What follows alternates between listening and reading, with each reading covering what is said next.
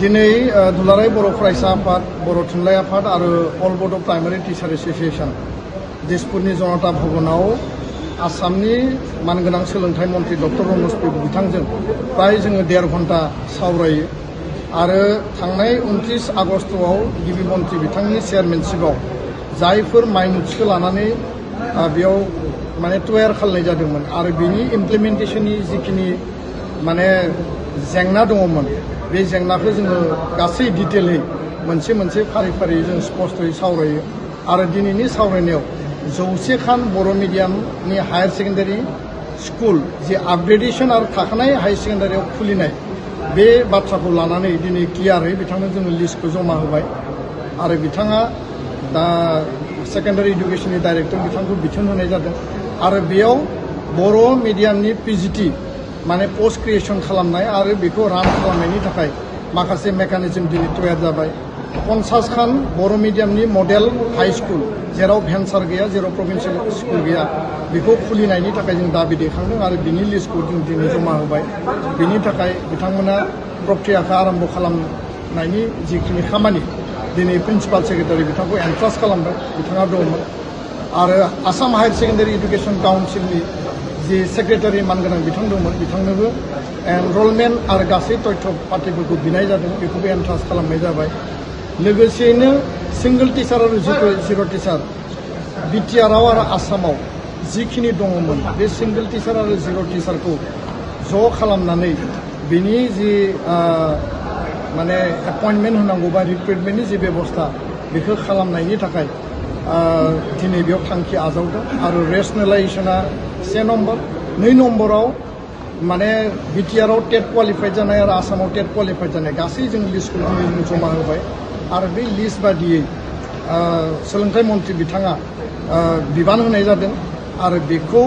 Immediately टेटनि गेजेरजों appointment होनायनि थाखाय बिथाङा खोथा होदों आरो जेराव बिटिआरनि एसआइउ एप्रुभेलनि बाथ्रा दंमोन 1216 खान आरो फाइनेन्सआव बियो दायो थाबथानानै दङ बे एसआइउ एप्रुभेलखौ इमिडियेट खालामनांगौनि थाखाय फाइनेन्स डिपार्टमेन्टखौ बिथाङा आपिल खालामदों आरो बिथांमोनखौ दायित्व होदों दा बेखायनो गोख्रैनो बर' मिडियामनि जे सिंगल टिचार जिर' टिचार बा टेट क्वालिफाइड जानाय बिथांमोना आसाम आरो बिटिआरआव बा कार्बि आंलंआव जे साख्रि मोनाखै बिथांमोननि साख्रि मोननाया लामा गेवगोन होननानै जोङो फोथायदों लोगोसेयैनो 75 खान सनितपुर बिश्वनाथनि जि इजिएस स्कुल बे इजिएस स्कुलाव दा टिचार निल जानानै दङ बेयाव गोदानै एपइन्टमेन्ट होनांगौ मोननै करि पोस्ट क्रिएशन खालामनांगौ बिनि प्रक्रियाखौ आरम्भ खालामनो थाखाय बिथाङा बिबान होदों डिपार्टमेन्टेलि आरो दासान्दि बेयाव सोलिथ'नो थाखाय पार्मानेन्ट आरो माने टेम्परारि एसएसएनिफ्राय टिचार एपइन्टमेन्ट होनो थाखाय बिथाङा बेखौ खावलायदों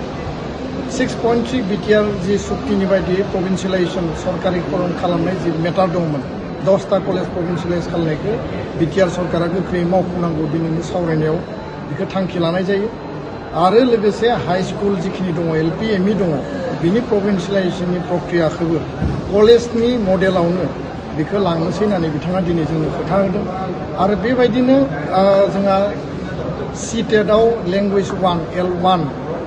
बे एप्लाइआ जानानै थांबाय नाथाय L1 गैयिनि थाखाय बियो दिनै गोबां जोंनि हाजार टेट जायफोर होनो गोसोमोन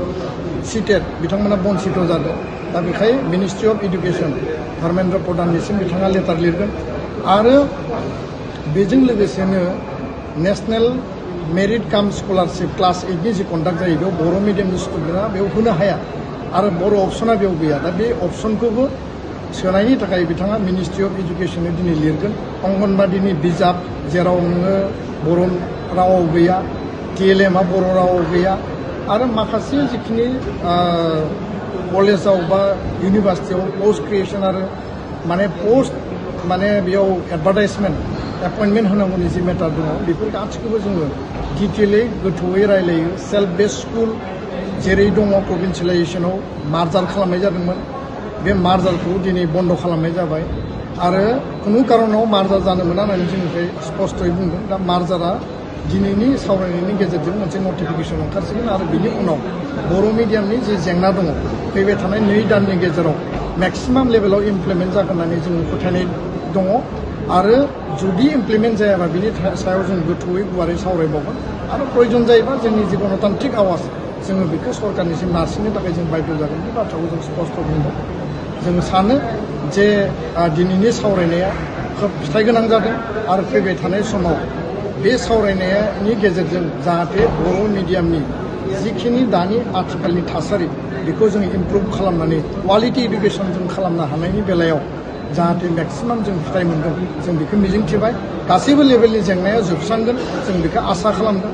आरो बे थांखिखौनो लानानै दिनैनि सावरायनाया खोब फिथाइ गोनां जागोन होननानै जोंहा फोथायनाय दं। गोजोन्थों।